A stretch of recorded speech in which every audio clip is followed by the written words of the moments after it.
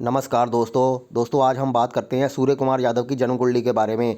सूर्य कुमार यादव जिसको स्काई बोला जाता है, जिसको भारतीय क्रिकेट टीम का 360 प्लेयर बोला जाता है, आज उसकी जन्म कुंडली की विवेचना करते हैं। उसके अच्छे और बुरे योगों के बारे में हम चर्चा करने का प्रयास करते हैं। उनका जन्म हुआ है 14 सितंबर 1990 को। हमें उनका जन्म समय नहीं पता है क्योंकि इंटरनेट पर दिया गया समय एक्यूरेट नहीं होता है, इसलिए हम उनकी चंद्र कुंडली के आधार पर देखने का प्रयास करेंगे। क्योंकि जिस इंसान की चंद्र कुंडली मजबूत होती है उसके जीवन के सारे राजयोग फलित हो जाते हैं।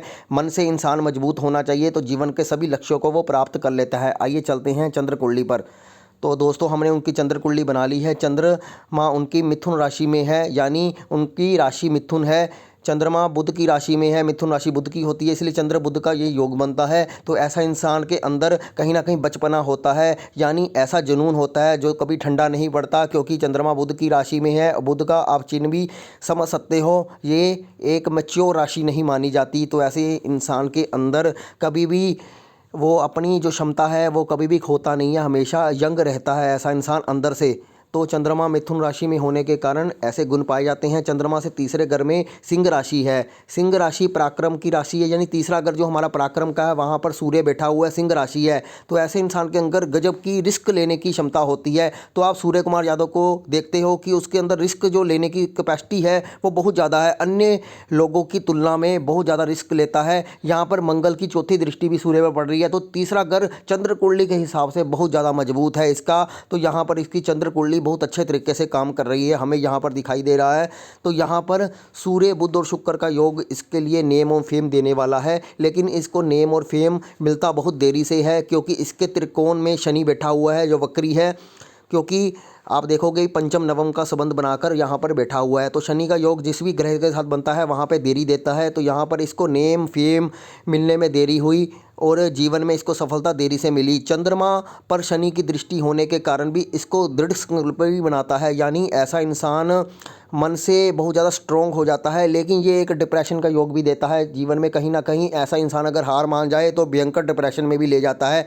ऐसा सुनने में भी आया था कि सूर्य कुमार यादव को भी थोड़ा सा डिप्रेशन होने की कगार पर आ गए थे, लेकिन उन्होंने अपने आप को संभाला। तो आपने देखा होगा कि जब भी चंद्र शनि का योग होता है ऐसे इंसान को जल्दी सोने की आदत डालनी चाहिए, अपनी रूटीन लाइफ को बदलना चाहिए, तभी उसको सफलता मिलती है। तो सूर्य कुमार यादव ने भी जल्दी सोने की आदत डाली, अपने रूटीन लाइफ को बदला, अपने जीवन शैली को बदला, फिर आज वो इस मुकाम पर पहुंचे हैं। तो ये योग एक उनका पॉजिटिव तरीके से बाद में काम किया।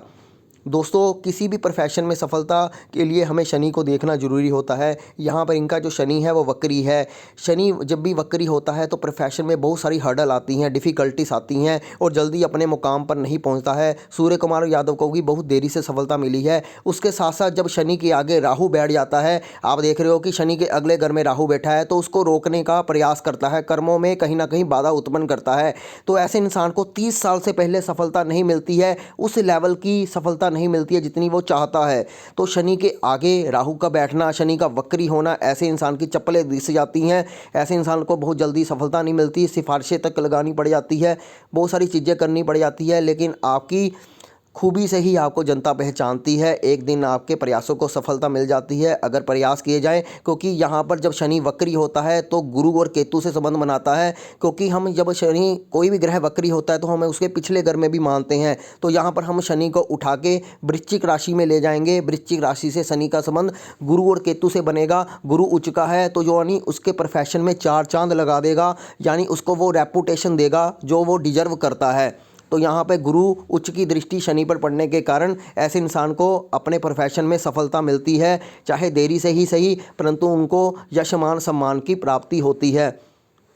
तो ये जन्म कुंडली में इनके पॉजिटिव पॉइंट है। चंद्रमा से दूसरे घर में गुरु केतु का बैठना भी बहुत ही शुभ योग माना जाता है, ये बहुत ही अच्छा राजयोग का निर्माण करता है। बस जन्म कुंडली में शनि राहु और मंगल की जो स्थिति है वो ज़्यादा पेनफुल है इसके प्रोफेशन को लेकर, जो इनको जल्दी भारतीय क्रिकेट टीम के दरवाजे पर नहीं लेके गई। क्योंकि ऐसे इंसान को बहुत ज़्यादा कड़ा संघर्ष करना पड़ता है, बहुत ज़्यादा मेहनत करनी पड़ती है, फिर दुनिया की नज़रों में वो आते हैं। लेकिन शनि के ऊपर बुध शुक्र और सूर्य का प्रभाव होने के कारण कैरियर में चमक आ जाती है। क्योंकि शुक्र इंसान को एक ग्लैमर माहौल देता है, यानी धन की स्थिति भी देता है। बुध इंसान को नज़रों में भी ले आता है, अच्छी यारी दोस्ती भी देता है। सूर्य शनि पर जब प्रभाव डालता है तो कैरियर में चमक आ जाती है।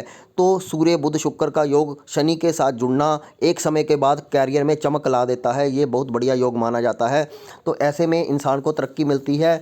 और आप देख सकते हैं कि यहाँ पर एक बात और बताता हूँ कि शनि से 10वें घर को देखना भी जरूरी है, क्योंकि प्रोफेशन का कारक शनि होता है। शनि के 10वें घर में कन्या राशि आती है, जो बुध की राशि है, उसका स्वामी भी वक्री है और उस पर राहु की दृष्टि पड़ रही है। कन्या राशि पर राहु की दृष्टि पड़ रही है। तो ऐसे लोगों के प्रोफेशन में राजनीति ज़बरदस्त होती है, धूर्त राजनीति होती है, क्योंकि राहु की दृष्टि 10वें घर पर पड़ रही है। शनि से 10वें घर में पड़ने के कारण ऐसे लोगों को जल्दी जो है वो सफलता नहीं मिलती, क्योंकि राहु धूर्त राजनीति करता है। कहीं ना कहीं वो मुकाम जल्दी हासिल नहीं करने देता, क्योंकि राहु और बुध दोनों मिलकर ऐसे इंसान को बहुत ज़्यादा घुमाते हैं, जीवन में बहुत ज़्यादा घुमाते हैं। तो प्रोफेशन में उतनी ज़्यादा जल्दी सफलता नहीं मिलती।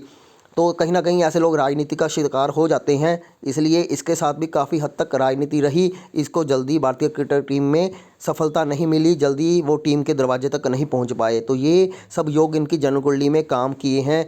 इन सब के कारण ऐसे इंसान को सफलता मिली है, क्योंकि इसकी कुंडली में बहुत बढ़िया राजयोग भी है। गुरु केतु का योग बहुत बढ़िया माना जाता है। दोनों ही 11-11 डिग्री पर मौजूद हैं। ये बहुत ही शुभ योग है।